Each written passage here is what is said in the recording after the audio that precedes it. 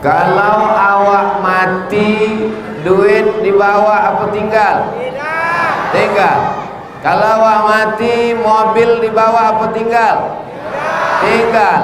Yang dibawa mati sholat tarawih, sholat witir, sedekah, zakat, bangun masjid Nurul Hijrah, la ilaha illallah, subhanallah.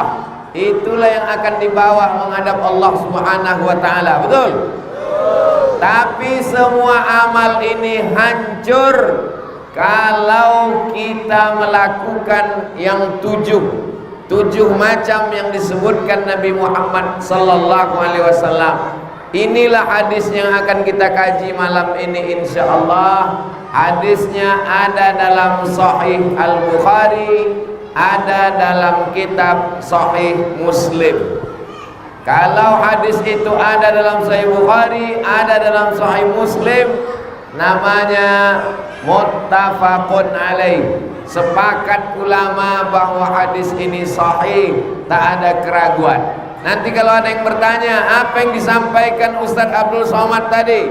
Ustadz Somad menyampaikan 7 macam yang merusak amal. Salat melayang, puasa hilang, salat tarawih terbang, infak dan sedekah tak dapat dibawa mati gara-gara 7 perbuatan ini.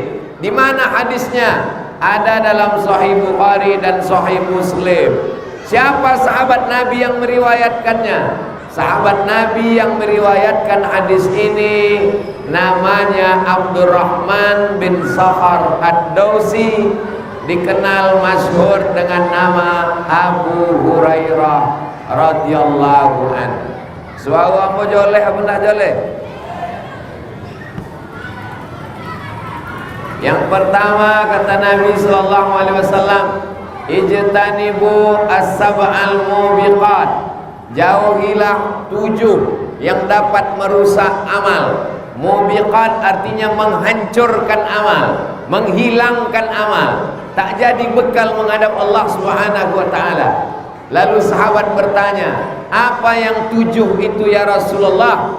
Yang pertama kata Nabi sallallahu alaihi wasallam, asyirku, syirik, menduakan Allah, menyembah, meminta, memohon kepada selain Allah. Kita diajarkan hanya Allah saja. Qul huwallahu ahad. Itu yang diulang imam kita tadi. Rakaat kedua qul huwallah, rakaat kedua qul huwallah, rakaat kedua qul huwallah. Kenapa diulang-ulang qul huwallah?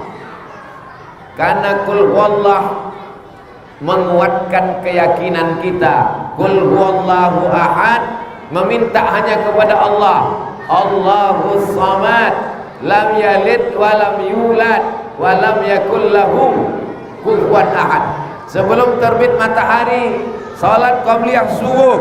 Salat qabliyah subuh, ayat pertama qul ya ayyuhal kafirun. Ayat yang kedua qul huwallahu ahad. Ada sahabat Nabi salat dari mulai isya sampai subuh, ayatnya tak dia ganti, qul huwallah terus.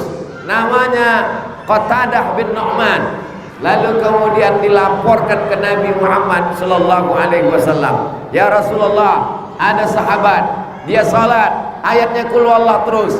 Kata Nabi, innaha la ta'dilu thulutsal Qur'an. Sesungguhnya qul huwallah itu sama dengan 1/3 Al-Quran. Karena isi Al-Quran itu adalah tauhid, mensatukan Allah, menunggalkan Allah. Jangan lagi menyembah, meminta kepada selain Allah, meminta ke pokok kayu, meminta kepada batu, meminta kepada sungai, meminta kepada patung, meminta kepada binatang, meminta kepada jin, hantu dan setan. Kita diajarkan 17 kali sehari semalam, iyyaka na'budu wa iyyaka nasta'in. Siapa yang syirik, maka hancurlah segala amalnya. Apa kata Nabi Muhammad sallallahu alaihi wasallam? La in asyrakta, kalau engkau syirik, la yahbatanna amaluka, maka hilanglah segala amal engkau. La in asyrakta, kalau kau duakan aku, kalau kau syirikkan aku, la yahbatanna amaluka, maka hancur, hilang, gugur, terbang, melayanglah amal engkau. Padahal amal nilai yang akan dibawa menghadap Allah Subhanahu wa ta'ala. Maka kita ajarkan anak-anak kita jangan sampai syirik, jangan sampai rusak akidahnya. Kalau dia mau pergi kerja pagi, dia bertawakal kepada Allah. Bismillah tawakkaltu 'ala Allah, la haula wala quwata illa billah. Jangan lagi meminta kepada selain Allah Subhanahu wa ta'ala. Orang yang syirik itu bukan berarti menyembah selain Allah. Orang yang syirik itu tetap menyembah Allah, tapi di samping menyembah Allah, dia meminta kepada selain Allah. Orang kafir musyrik Makkah itu tahu Allah. Wala in sa'altahum man khalaqas samawati wal ard. Kalau kau tanya kepada mereka, siapa yang menciptakan langit dan bumi? Mereka menjawab Allah. Wala in sa'altahum man anzalas minas sama'i ma'a. Siapa yang menurunkan air hujan? Mereka akan menjawab Allah. Wala in sa'altahum man khalaqahum. Kalau kau tanya siapa yang menciptakan mereka? Mereka mengatakan Allah. Tapi di samping menyembah Allah, mereka meminta kepada Lata, Uzza, Manat, Hubal, Jibti, Taghut, Naham, meminta kepada selain Allah, maka rusaklah akidahnya kepada Allah. Anak-anak kita diajarkan dari mulai TK, SD, SMP, SMA, sampai kuliah, sampai kerja. Pengajian pegawai mesti ada terus, menguatkan akidah. Alhamdulillah malam ini Pak Bupati datang, Bapak Wakil Anggota Dewan datang, Ketua MUI datang. Ke depan mudah-mudahan pendidikan Pelalawan lebih baik insyaallah. Amin. Guru-guru agama, guru MDA, berapa banyak guru MDA ujung tombak yang memperhatikan akidah anak-anak kita, nasibnya tak diperhatikan. Guru matematika PNS, guru kimia PNS, guru biologi fisika diangkat jadi pegawai kontrak. Guru MDA yang mengajarkan Allah, yang mengajarkan malaikat, yang mengajarkan alam kubur, yang mengajarkan dia akan mati bangkit lagi, yang mengajarkan surga dan neraka, gajinya 300.000 sebulan, turun 3 bulan sekali, itu pun disunat masal. Bagaimana pendidikan anak-anak kita ke depan? Alhamdulillah, saya tak perlu menyampaikan di kantor dewan, saya tak perlu datang ke kantor bupati. Bupati dan Pak Dewan yang datang sholat tarawih bersama, maka ini kesempatan menyampaikan amar ma'ruf nahi mungkar. Maka selesailah urusan insyaallah. Ada ketua MUI, ada bupati, ada anggota dewan, selesai. Guru-guru diseleksi oleh ketua majelis ulama. Masalah anggaran gajinya diajukan oleh anggota dewan. Bupati tinggal tanda tangan. Setuju? Kalau dianggap penyelewengan ditangkap KPK, siap membela? Siap betul. Bapak Ibu yang dimuliakan Allah Subhanahu wa ta'ala, maka tanggung jawab kita adalah bapak-bapak bertanggung jawab kalau istrinya, anaknya syirik, bininya meminta kepada tuyul, lakinya ikut bertanggung jawab. Kalau anaknya minta kepada setan, bapaknya ikut bertanggung jawab. Makin besar kekuasaan kita, makin besar tanggung jawab kita di hadapan Allah Subhanahu wa ta'ala. Tapi insya Allah kalau kita pikul bersama-sama, alim ulama, cerdik pandai, nenek mama, tokoh adat, tokoh masyarakat bersama kita, insya Allah Kabupaten Pelalawan, Provinsi Riau, Bumi Lancang Kuning, Indonesia akan selamat dari perbuatan syirik insya Allah. Amin. Ketika pemilihan pilkada 10 tahun yang lalu, bukan pilkada yang ini, pilkada 10 tahun yang lalu, di salah satu daerah, bukan Pelalawan, dijumpai di bawah pokok yang rindang orang membawa sajen untuk meminta kepada hantu setan meletakkan darah kambing, darah ayam, meletakkan binatang-binatang, mempersembahkan syirik. Padahal negeri kita mayoritas Islam. Salat tarawih ramai, salat witir ramai, khatam Quran ramai, pondok pesantren banyak, tapi syirik tetap ada. Itu menunjukkan kita masih tinggal di dunia, kita belum di akhirat, kita masih di dunia. Ini adalah beban para ustadz, alim ulama. Ustadz jangan takut sampaikan masalah syirik lewat khutbah Jumat, sampaikan lewat pengajian, sampaikan lewat tabligh akbar. Bapak-bapak jangan takut menyampaikan di rumah, supaya jangan sampai keluarga kita masuk neraka jahanam, hancur amalnya gara-gara syirik ini insyaallah. Mudah-mudahan kita semua selamat dari syirik. Amin. Habis poin yang pertama. Yang kedua adalah as-sihru, sihir. Setelah syirik, orang jatuh kepada sihir. Apa itu sihir? Orang barat menyebutnya magic, black magic. Orang kalau mendengar black magic disangkanya ada white magic. Black magic sihir hitam. Kalau begitu ada sihir putih. Tak ada sihir putih. Yang namanya sihir haram semuanya. Tak ada sihir syariah, tak ada. Sihir konvensional, sihir boleh, sihir haram. Semua sihir haram. Semua sihir minta kepada hantu setan. Sihir saharu a'yunan nas, mereka menyihir mata manusia sehingga nampaknya tali itu seperti ular panjang. Maka datanglah Nabi Musa alaihissalam, memukulkan tongkatnya berubah menjadi ular yang bukan sihir.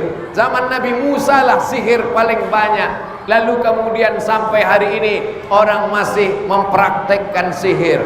Benci, dendam kesumat, marah, tak senang menengok orang lain dapat nikmat, disihir, diambil rambutnya, diambil air liurnya, diambil fotonya, dibawa ke dukun, ditusuk pakai jarum. Kenapa bisa mempan? Kenapa bunga mawar yang diputar mencret orang di rumah? Karena meminta kepada hantu, kepada setan. Maka insya Allah kalau dekat kita kepada Allah, sihir-sihir tak mempan. Habis sholat subuh, baca Fatihah, baca Qul Huwallah, baca Qul A'udzu Falak, baca Qul A'udzu Birabbin Nas, pangkal Al-Baqarah, Alif Lam Mim sampai ayat wa ulaika humul muflihun. Habis itu ayat kursi, habis itu ujung Al-Baqarah 3 ayat, lillahi ma fis samawati sampai habis.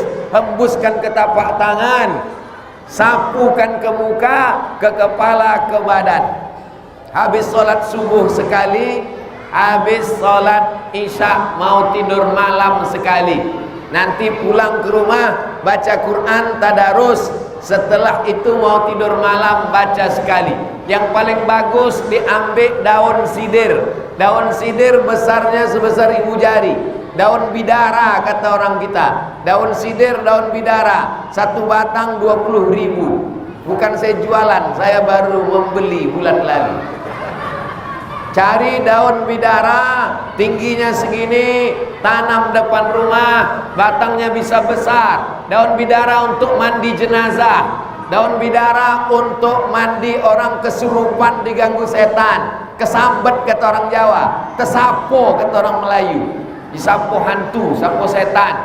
Maka diambil 7 daun bidara, ditumbuk pakai daun, ditumbuk daun bidara pakai batu, atau diramas-ramas, dimasukkan ke daun, masukkan daun bidara ke air, nampak dia putih, lalu kemudian dikacau, diaduk, dibacakan ayat-ayat tadi, bacakan Al-Fatihah, bacakan Qul Huwallah, bacakan Qul A'udzu Falak, Qul A'udzu Birabbin Nas, pangkal Al-Baqarah, ayat kursi, ujung Al-Baqarah. Setelah itu kemudian dimandikan. Setelah dimandikan kemudian disiramkan. Air yang sudah dibacakan tak boleh dipakai untuk basuh kencing, basuh BAB, cebok, haram. Karena air itu bersih, suci. Maka air itu dihabiskan mandi atau disiramkan ke tanaman. Makin tinggi pokok kayu, makin kencang anginnya. Makin besar pokok kayu, anginnya puting beliung. Bapak punya duit, bisnis banyak, orang dengki. Bapak punya jabatan kekuasaan, orang hasad. Orang minta kerja tak dikasih kerja, disantetnya, dibacakannya mantra-mantra. Anak gadis cantik dipinang tak diterima, dukun bertindak. Ini semua perbuatan setan. Perbuatan ini disebut dengan sihir. Di sebagian tempat disebut dengan tuju, di sebagian tempat disebut dengan santet. Lain padang, lain belalang, lain lubuk, lain ikannya, lain tempat, lain istilahnya. Black magic, sihir, santet, tuju, begu ganjang, macam-macam namanya. Ini semua adalah meminta kepada hantu, meminta kepada setan. Makanya kita diajarkan a'udzubillahi minasyaitan. Namanya jin. Jin ini terbagi dua. Ada jin yang baik, namanya jin Islam. Ada jin yang tak baik, namanya jin kafir, setan. Induk dari setan adalah iblis. Kita minta kepada Allah Subhanahu wa taala pagi, petang, dan malam. Nabi mendoakan cucunya Hasan Hussein, dihembuskan kepalanya. U'izukuma bikalimatillahi tammati min kulli syaitanin wa hammati wa min kulli ainin lamma. Bismillah, ku sebut nama Allah alladzi la yadurru ma'asmihi syai'un fil ardi wala fis sama. Dengan ku sebut nama Allah, tak ada yang bisa memudaratkan baik di bumi maupun di langit. Ustaz Somad masuk hutan, keluar hutan, masuk ke suku Talang, masuk ke suku Akit, tidur di Penyalai, 7 hari 7 malam menelusuri Sungai Kampar, dari mulai Pangkalan Kerinci, singgah sampai ke Penyalai, tidur di Penyalai, masuk ke Talang Mama, masuk ke suku Anak Dalam, masuk ke suku Kubu, masuk ke suku Akit. Apa yang Ustaz baca setiap masuk ke kampung? Bismillahi tawakkaltu 'alallah, la haula wala quwata illa billah. Mau tidur malam baca ayat kursi, Allahu la ilaha illa huwa al hayyul qayyum la ta'khudhuhu sinatun wala naum lahu ma fis samawati wa ma fil ard man dzal ladzi yashfa'u indahu illa bi izni ya'lamu ma baina aydihim wa ma khalfahum wa la yuhituna bi syai'in min ilmihi illa bima syaa wasi'a kursiyyuhu samawati wal ard wa la ya'uduhu hifdzuhuma wa huwal aliyyul azim. Minta lindung kepada Allah Subhanahu wa taala, tidak ada meminta kepada yang lain. Idza sa'alta fas'alillah, kalau kau minta kepada Allah. Wa idza sta'anta fasta'in billah, kalau minta tolong kepada Allah Subhanahu wa taala. Yang pertama syirik, yang kedua sihir, yang ketiga qatlun nafsil lati harramallahu illa bil haq, yang ketiga adalah membunuh. Sekarang orang ringan saja membunuh. Naik motor di jalan, motor orang lebih laju, cabut pistol, tembak, mati. Merampok, minta duit, minta rokok, tak dikasih, bunuh. Nyawa orang macam nyawa lalat dia buang. Dalam Islam diajarkan, man qatala nafsan bighairi nafsin faka'annama qatalan nasa jami'a. Siapa yang membunuh satu orang, maka dia sama seperti membunuh semua orang. Dalam Islam, orang yang membunuh tidak dipenjara. Orang yang membunuh tak masuk penjara, karena dia hanya akan menghabiskan jatah negara saja, menghabiskan APBN saja. Pembunuh ini dipancung kepalanya. Setuju? Nanti kita pancung kepala. An-nafsu bin nafsi, orang yang membunuh maka dia dihukum bunuh juga, dipancung kepalanya, bukan digantung, bukan ditembak, dipancung, digantung, ditembak jantung. Menurut ilmu kematian, katanya digantung itu sakit, patah lehernya. Saking sakitnya keluar sperma. Orang yang bunuh diri waktu tergantung, ditendangnya kursi, jatuh dia ke bawah, patah lehernya. Siapa yang ada niat mau bunuh diri, pikirlah baik-baik. Orang yang ditembak jantungnya itu tukang eksekusi, tukang tembak, dia tak tahu senapan mana yang ada pelurunya. Kenapa? Karena yang menembak itu 10 orang, yang punya peluru cuma 1. Kenapa? Karena dia tidak mau merasa berdosa seumur hidup sudah membunuh. Jadi pelurunya 1, walaupun yang menembak 10 orang, pelurunya 1, sehingga masing-masing tak merasa dia yang membunuh. Kau membunuh? Enggak, mungkin pelor enggak ada pedoang. Semuanya tidak merasa ada peluru yang menembak. Begitulah mereka takut membunuh. menembak tangkai jantung, matinya lama. Diikat leher, jatuh ke bawah, patah.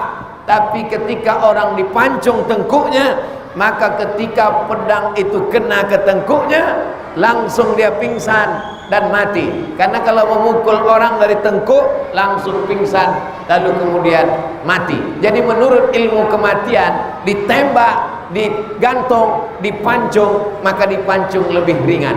Tapi itu prediksi saja. Karena yang kena pancung, kena gantung dan kena tembak belum pernah hidup lagi diwawancarai untuk bercerita bagaimana rasanya. Tapi dalam Islam diajarkan nyawa amat sangat berharga. Maka siapa yang membunuh, hukumannya adalah neraka jahanam, kekal selama-lamanya dalam neraka. Lalu kemudian kalau orang sudah membunuh, maka dia dihukum mati. Lalu kemudian kalau keluarganya memaafkan, fa in ufiya lahu min akhihi syai'un fattiba'un bil ma'ruf. Kalau keluarga memaafkan, maka dibayarlah diat. Diat itu 100 ekor onta. Di tempat kita tak ada onta, maka dia membayar. Karena tak ada onta, maka dibayar dengan 1000 dinar. 1 dinar itu beratnya 4,25 gram emas. 4 juta kali 1000 sama dengan 4 miliar. Jadi kalau ada orang membunuh, maka dia mesti membayar denda 4 miliar kalau keluarganya memaafkan. Begitulah dalam Islam. Jangan sampai kita membunuh orang, jangan sampai dalam hati kita ada niat untuk menyakiti orang. Karena dalam Islam membunuh sama dengan merusak segala amal kita di hadapan Allah Subhanahu wa taala. Kita lanjutkan yang keempat. Pertama, syirik. Yang kedua, sihir. Yang ketiga, membunuh orang tak bersalah. Yang keempat adalah aklu riba, memakan riba. Alhamdulillah, orang Riau tidak ada alasan lagi makan riba, karena 12 bupati, wali kota, tambah gubernur sudah setuju untuk merubah Bank Riau Kepri menjadi Bank Riau Kepri Syariah. Sekarang sedang menggesa menuju Bank Riau Kepri Syariah. Saya mengajak kepada semua jamaah di Masjid Nurul Hijrah yang menonton program ini, supaya besok pagi ke bank, pindahkan semuanya duitnya ke bank syariah. Setuju? Banyak yang tak berbunyi. Alihkan duitnya semua ke bank syariah. Bank Mandiri Syariah, BRI Syariah, BNI Syariah sudah menyatu menjadi satu, namanya BSI, Bank Syariah Indonesia. Ada lagi namanya Bank Muamalat yang paling tua. Ada lagi namanya untuk kita di Riau, namanya Bank Riau Kepri Syariah. Jangan sampai makan riba. Yang sudah lalu-lalu apa boleh buat. Mudah-mudahan Allah mengampunkan semua dosa makan riba.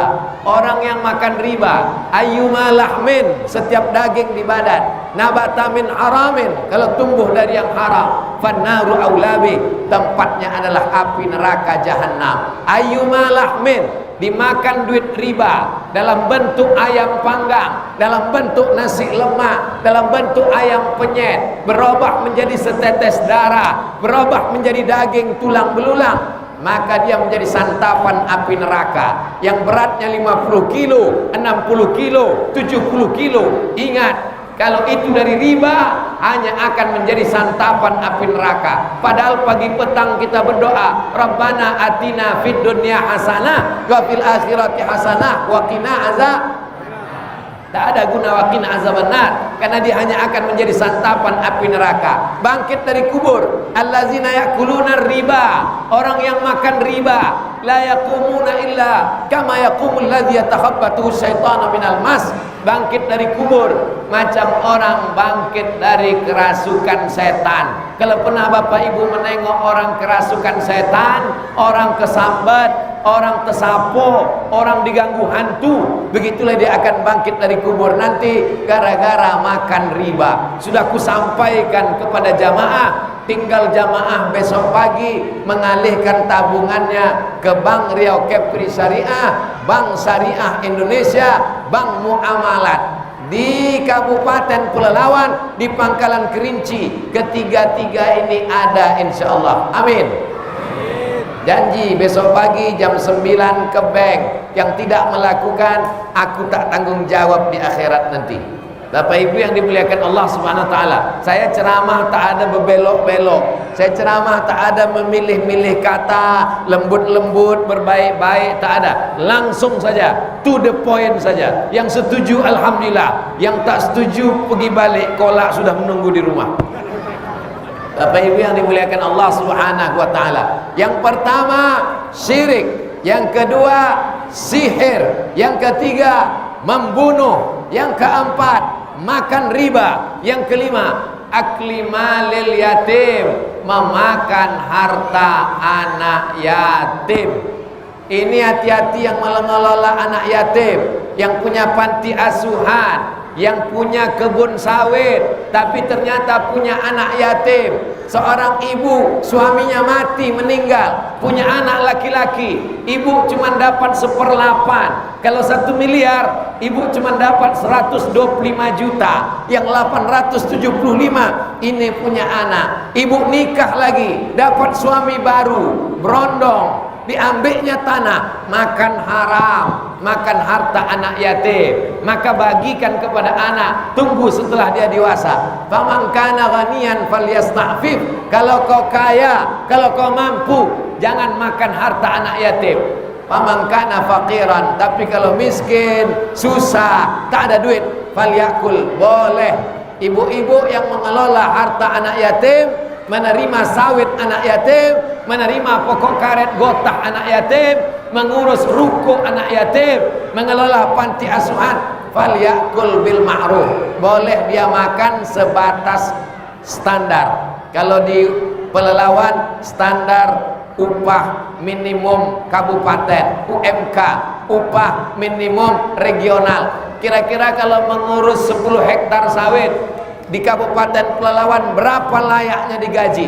5 juta, dia ambil 5 juta, boleh. Tapi kalau dia ambil 6 juta, berarti dia curang. Man ghassana falaysa minna. Siapa yang curang bukan umat Nabi Muhammad sallallahu alaihi wasallam. Alhamdulillah, Badan Amil Zakat Nasional Kabupaten Pelalawan memperhatikan anak yatim, memperhatikan duafa. Sudah dibuka di Pelalawan Basmat. Badan Amil Zakat Pelalawan membuka Basmat. Basmat hasilnya dibagikan kepada yatim, duafa, fakir miskin. Sudah ada 2 basmat. Belanjalah ke basmat, beli kurma, beli beras, beli minyak, beli tepung, beli kue, belanja ke basmat. Saya bukan cuma mengajak, saya sudah belanja dan sudah foto-foto, sudah di-share di Instagram, mengajak Kabupaten Pelalawan.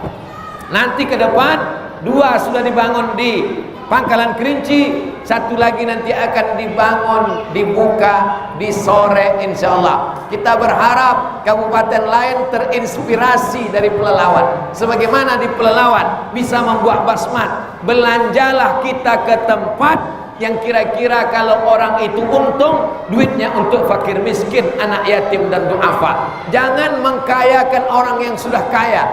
Kalau kita belanja ke basmat, duitnya akan balik kepada umat. Nanti mau belanja tepung, mau belanja kue hari raya, mau belanja sirup, mau belanja kurma, belanja ke basmat. Janji. Yang berjanji suruh pagi belanja. Yang diam tanda setuju. Karena dalam hadis dikatakan as-sukutu alamatur ridha, diam tanda setuju. Maka belanja kita bukan sekedar membeli. Kalau kita beli air ini, kira-kira orang yang menjual air ini, kalau dia dapat duit hanya untuk dunia apa akhirat, maka belanjalah ke warung tetangga, belanja ke warung sebelah, membantu anak dia sekolah, membantu anak dia di pesantren, di basmat. Kalau beruntung maka duitnya akan kembali lagi diputar untuk umat. Ini program bagus. Tak semua kabupaten punya, tak semua kota punya. Kecerdasan ustadz-ustadz kita yang mengelola ini, dari Badan Amil Zakat Kabupaten Pelalawan, kita ancurkan jempol. Tidak hanya sekedar mengambil duit dari pegawai zakat potong atas, tapi dikelola dengan baik. Ada yang produktif, tidak hanya konsumtif, tidak hanya sekedar ambil kumpul bagi, tapi dikembangkan sehingga masyarakat sadar. Ustadz berceramah di masjid, sampaikan khutbah, sampaikan tausiah, belanjalah ke warung sebelah, belanjalah ke tetangga, supaya jangan sampai anak yatim susah. Pendusta agama bukan orang liberal sekuler. Pendusta agama adalah orang yang menyia-nyiakan anak yatim. Ara'aital ladzi yukadzibu biddin. Tahukah kamu siapa itu orang yang mendustakan agama? Fadzalikal ladzi yad'ul yatim. Sanggup dia makan kolak 5 piring anak yatim buka puasa pakai garam. Maka kita periksa 40 rumah ke kanan, 40 rumah ke kiri, 40 rumah ke depan, 40 rumah ke belakang. Tengok, periksa lagi anak-anak yatim kita. Periksa anak yatim, jangan yang anak yatim yang emaknya masih muda saja. Periksa semua anak yatim yang susah. Cek, jangan menyantuni anak yatim cuman di bulan puasa saja. Karena anak yatim laparnya bukan cuma bulan puasa. Perut anak yatim sama macam perut kita. Jangan siksa anak yatim, dipajang di depan orang ramai. Saya sudah tanya sama anak yatim yang sudah dewasa, selama kalian jadi anak yatim, kapanlah yang paling menderita? Yang menderita adalah waktu bulan puasa, dipajang di depan orang banyak, disapu kepala, dikasih duit, dipoto, sampai di rumah duitnya cuma 5.000 perak. Menyiksa anak yatim. Kalau kita mau memuliakan anak yatim, beli beras, beli gula, beli minyak, beli roti, belikan pakaian, masukkan ke plastik, antar ke rumahnya. Jangan dipoto, jangan ditampakkan wajahnya di internet. Kalau saya menyantuni anak yatim, fakir miskin, du'afa, wajahnya ditutup pakai gambar love, I love you anak yatim. Jangan nampakkan wajahnya, karena dia juga manusia. Dia malu gambarnya dipertontonkan di Instagram, di Facebook. Kita sedang melecehkan anak yatim. Anak yatim jangan jadikan pengemis. Anak yatim kita muliakan. Datang ke sekolahnya, tanya Pak Kepala Sekolah, berapa anak yatim di sini? Anak yatim ada 100, bayarkan uang sekolahnya tanpa dia tahu siapa yang membayar. Begitu kalau kita mau menyantuni anak yatim. Ingat, menyanyiakan anak yatim pendusta agama, orang yang makan harta anak yatim. Alladzina yakuluna amwalal yatama zulman. Orang yang memakan harta anak yatim, innama yakuluna fi butunihim nara. Berarti mereka makan api neraka di perut mereka. Wa sayaslawna sa'ira. Mereka akan masuk dalam neraka sa'ir. Syirik sudah, sihir sudah, membunuh sudah, makan riba sudah, makan harta anak yatim sudah. Yang keenam itu apa? Yang keenam at-tawalli yaumaz zahab, lari waktu perang. Perang sekarang Israel sama Palestina. Tiba-tiba ada orang Palestina yang lari. Maka orang lari dari perang, dia sudah masuk dosa besar, hilang amalnya, melayang sholatnya, terbang zikirnya, neraka jahanam tempatnya. Maka coba tonton film Omar Mukhtar. Omar Mukhtar pejuang dari Libya ketika melawan Mussolini dari Italia. Itu pasukan Omar Mukhtar kakinya diikat pakai tali. Diikat kaki pakai tali, simpul mati. Supaya apa? Supaya kalau datang tank dari Mussolini, dia ditabrak mati, tidak lari perang. Karena lari perang adalah orang-orang pengkhianat. Sekarang kita tidak perang. Perang kita sekarang di medsos. Perang kita sekarang di dunia media sosial. Maka kalau sanggup meneriakkan kebenaran, kalau sanggup cerita tentang tauhid, kalau sanggup menengokkan kebaikan, share tentang sholat tarawih, share tentang sedekah. Tapi kalau tak sanggup, jangan sampai kita lari dari jihad fisabilillah. Kalau kau belum mampu meneriakkan kebenaran, paling tidak jangan bertepuk tangan menengok kemungkaran. Begitu kata Syekh Muhammad Mutawalli Asy-Sya'rawi. Lari dari jihad fisabilillah. Munafik, neraka jahanam tempatnya. Innal munafiqin, orang munafik, fid darkil asfali minan nar, tempatnya adalah kerak neraka jahanam. Terakhir yang ketujuh, qazful muhsanat al-mu'minat al-ghafilat al-mu'minat, menuduh perempuan yang baik-baik berzina. Ada perempuan baik, sopan, santun, menutup aurat, dituduhnya berzina. Hukumannya 80 kali cambuk. Alladzina yarmunal muhsanat, orang yang menuduh perempuan baik-baik buat zina, walam ya'tu bi arba'ati syuhada, dia tak sanggup mendatangkan 8 saksi, fajliduhum samanina jaldah, cambuklah mereka 80 kali cambuk. Kalau yang berzina, az-zaniyatu waz-zani, pezina perempuan, pezina laki-laki, fajliduhum samanina jaldah, cambuk dia 100 kali. Kalau belum menikah, kalau sudah menikah, tanam satu badan ke dalam tanah, lempar batu sampai mati. Asy-syaikhu wasy-syaikhatu, pezina laki-laki, pezina perempuan, sudah menikah, sudah bersuami, sudah berbini, selingkuh, pelakor, pebinor, farjumuhum al-batta, lempar batu sampai mati. Begitu hukum Islam. Tapi menuduh orang baik, bedanya cuma 20 kali saja, pelakunya 100 kali, orang yang menuduh 80 kali. Maka jangan tuduh macam-macam. Tapi kadang orang salah pakaian, orang baik pakai pakaian tak baik, sehingga difitnah orang. Pakaian tak baik, pulang jam 2 malam, tidak pakai mahram, ketika dituduh kamu berzina, kamu aja yang suudzon, ini pulang tarawih. Mana ada pulang tarawih jam 2 malam? Pakai pakaian seksi. Maka siapa yang bertanggung jawab? La yadkhulul jannata dayyus, tak masuk surga